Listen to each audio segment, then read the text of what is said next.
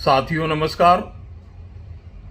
साथियों, आज हम हाल ही में कनाडाई प्रधानमंत्री जस्टिन ट्रूडो द्वारा भारत के ऊपर कनाडा की धरती पर कनाडाई सिख नेता हरदीप सिंह निज्जर की हत्या में शामिल होने के आरोप पर चर्चा करेंगे और आतंकवाद शब्द के निहितार्थ और इससे जुड़े मानवाधिकारों के हनन की बात भी करेंगे।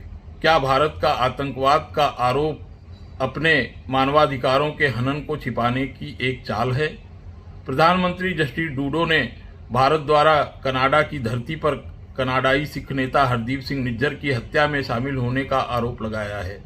नरेंद्र मोदी की दक्षिणपंथी हिंदू राष्ट्रवादी सरकार इसमें शामिल होने से इनकार करती है। भारतीय अधिकारियों ने इसके बजाय कनाडा को सिख आतंकवाद के लिए सुरक्षित पनाहगाह होने के लिए फटकार लगाई है, जो कनाडा में बसे भारतीय माइग्रेंट प्रवासी सिखों के लिए अपमानजनक है। भारत द्वारा आतंकवाद का हथियारीकरण उसकी अंतर्राष्ट्रीय आक्रामकता को उचित ठहराने की एक चाल है। यह आतंकवाद की शब्दावली का प्रयोग इस आशय के लिए कर रहा है कि यदि पश्चिम न्यायतर हत्याओं में शामिल हो सकता है तो भारत भी ऐसा कर सकता है। यह रणनीति मोदी सरकार के अच्छे दस्तावेजों से भी ध्यान भटकाती है। भारत में धार्मिक अल्पसंख्यकों, जाति उत्पीड़ित और स्वदेशी लोगों, पत्रकारों, कार्यकर्ताओं और शिक्षाविदों के साथ लगातार दुर्व्यवहार जारी है।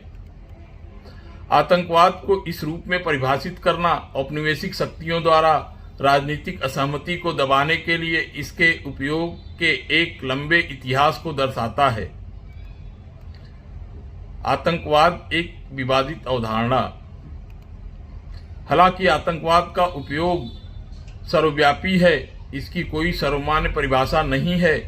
स्वयं कनाडा की आपराधिक संहिता आतंकवाद को जनता को डराने के इरादे से किसी राजनीतिक, धार्मिक या वैचारिक उद्देश्य या कारण के लिए पूर्ण या आंशिक रूप से किया गया एक कृत्य के रूप में परिभाषित करती है।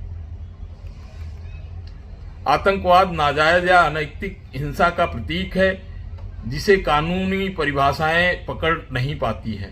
2001 में अमेरिका में 9/11 के हमले के बाद शुरू किए गए तथाकथित आतंकवाद विरोधी युद्ध ने विश्व स्तर पर आतंकवाद विरोधी कानून को नया रूप दिया।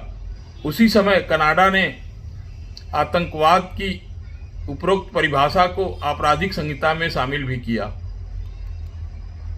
जैसे ही पश्चिमी सुरक्षा एजेंसियों ने मुस्लिम पहचान वाले समूहों द्वारा आतंकवाद पर ध्यान केंद्रित किया, आतंकवाद विरोधी कानूनों ने मुसलमानों को असमान रूप से लक्षित किया है। कनाडाई क्रिस्टल रेस विद्वान शेरेन रजाक का तर्क है कि आतंकवाद विरोधी राष्ट्रवाद की अवधारणा अपनी संकीर्ण अवधारणाओं को बनाए रखने के लिए नस्ली सोच का उपयोग करता है। इसका परिणाम यह होता है कि कुछ समूह हाशिए पर चले जाते हैं जिन पर वैध रूप से दमनकारी और असंवैधानिक कानून लागू हो सकते हैं। आतंकवाद और राज्य हिंसा। आतंकवाद शब्द राज्य शब्द के औपनिवेशिक इतिहास से जुड़ा हुआ है। उपनिवेश के भीतर राजनीतिक असंतोष को दबाने के लिए ब्रिटिश साम्राज्य नियमित रूप से आतंकवाद का सहारा लेता था।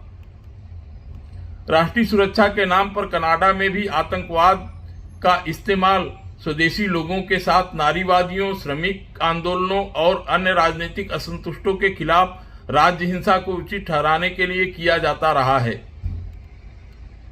आतंकवाद के खिलाफ युद्ध के परिणाम स्वरूप इराक और अफगानिस्तान पर अमेरिकी नेतृत्व में आक्रमण हुआ, जिसमें लाखों लोगों की मौत हुई और विस्थापन के लिए मजबूर हुए। साथ ही कुछ मुस्लिम नागरिकों की सुरक्षा भी हुई।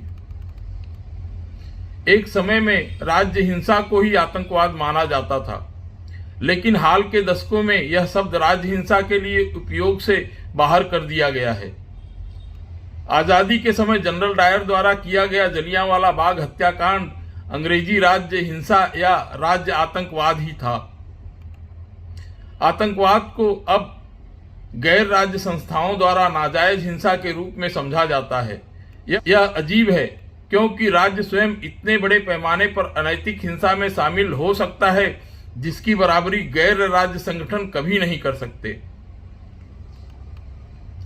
राज्य की हिंसा अक्सर व्यापक भय और व्यवहार परिवर्तन को प्रेरित करने के इरादे से वैचारिक रूप से प्रेरित होती है।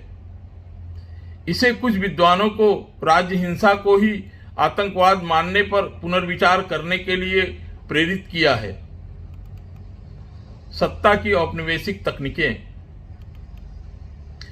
राजनीतिक असहमति को कुचलने के लिए भारत सरकार द्वारा आतंकवाद शब्द का इस्तेमाल औपनिवेशिक शक्तियों की रणनीति से लिया गया है। भारत के राष्ट्रीय सुरक्षा कानून, आतंकवाद निरोधक अधिनियम पोटा और गैर कानूनी गतिविधियां रोकथाम अधिनियम यूएपीए व्यापक मानवाधिकारों और नागरिक स्वतंत्रता के उल्लंघन के लिए जिम्मेदार हैं। यूएपीए में मोदी सरकार के 2019 के संशोधन ने औपचारिक न्यायिक प्रक्रियाओं का पालन किए बिना नागरिकों को आतंकवादी के रूप में नामित करना संभव बना दिया है। अभी हाल में ही न्यूज क्लिक और उससे जुड़े पत्रकारों के खिलाफ की गई कार्रवाई इसका एक छोटा सा नमूना है। इस कानून का दुरुपयोग सामाजिक कार्यकर्ताओं, पत्रकारों, मानवाधिकार रक्षकों, जाति उत्पीड़ित समुदायों और धार्मिक अल्पसंख्यकों को जेल में डालने के लिए किया गया है, यह दावा करते हुए कि आतंकवाद ने दुनिया के सबसे सैन्यकृत क्षेत्र कश्मीर में आत्मनिर्णय को दबाने का औचित्य प्रदान किया है। राष्ट्रीय सुरक्षा की चिंताएं भारत में नागरिकता संशोधन अधिनियम और नागरिकों की राष्ट्रीय रजिस्टर जैसी नई नीतियों पर भी हावी हो गई हैं, जिनका उद्देश्य भारत को एक अखंड हिंदू वर्चस्ववादी राज्य बनाना है। निंदा से बचने का तरीका।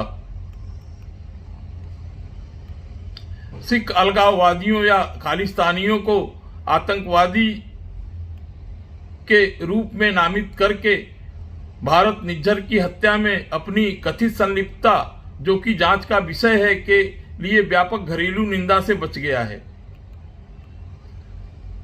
दरअसल भारत में खालिस्तानी शब्द को अक्सर आतंकवाद के पर्याय के रूप में देखा जाता है।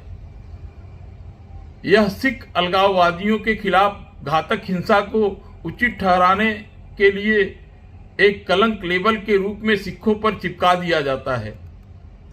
अतीत में मोदी की हिंदू राष्ट्रवादी सरकार ने किसी भी प्रकार के सिख असंतोष को खालिस्तानी के रूप में वर्गीकृत करके खारिज कर दिया है। 2020 और 2021 में जब लाखों सिख किसानों ने नए कृषि कानूनों का विरोध किया, तो सरकार ने यह कहकर आंदोलन को बदनाम करने का प्रयास किया कि इसमें खालिस्तानियों की घुसपैठ हुई है। निज्जर की मौत भारत के बाहर सिख अलगाववादियों के खिलाफ राज्य हिंसा का इस्तेमाल करने के भारत की इच्छा का संकेत दे सकती है। उम्मीद किया जाना चाहिए कि कनाडा द्वारा भारत पर लगाया गया यह न्यायेतर हत्या का आरोप गलत साबित हो जाए। यह सच है कि 1980 के दशक में राज्य द्वारा स्वीकृत नरसंहार का सामना करते हुए कई सिख कनाडा और अन्य जगहों पर शरण लेने के लिए भारत से चले गए थे। आज भारत दुनिया भर के सिख राजनीतिक असंतुष्टों को खालिस्तानी आतंकवादी कहकर निशाना बनाता है। व्यापक अटकलें और आरोप है कि भारत अंतर्राष्ट्रीय कानून का उल्लंघन करते हुए दुनिया भर में सिख कार्यकर्ताओं पर हिंसक हमला कर रहा है। अंतर्राष्ट्रीय पुलिस एजेंसियां भारतीय दबाव का विरोध कर रही हैं और सिख राजनीतिक असंतुष्टों के खिलाफ प्रत्यार्पण अनुरोधों को अस्वीकार कर रही हैं। यदि यह पता चलता है कि भारत वास्तव में शामिल था, तो निज्जर की मौत को न केवल एक न्यायेतर हत्या के रूप में माना जाएगा, बल्कि राज्य के आतंकवाद का एक कृत्य भी माना जाएगा और दुनिया भर के सिख समुदायों के बीच भय पैदा करके सिख अलगाववादी आंदोलन को खत्म करने का एक वैचारिक रूप से प्रेरित प्रयास भी माना जाएगा, जबकि बातचीत के जरिए अलगाववादी प्रवृत्तियों तथा असंतोष को खत्म किया जा सकता है। आतंकवाद के विरुद्ध युद्ध के साथ अमेरिका और उसके सहयोगियों ने देशों के लिए आतंकवाद से निपटने की आड़ में राज्य हिंसा को उचित ठहराने के लिए एक मंच भी तैयार किया है। इसमें कोई आश्चर्य नहीं होना चाहिए कि इस मामले में भारत पश्चिम का अनुकरण कर रहा है। धन्यवाद।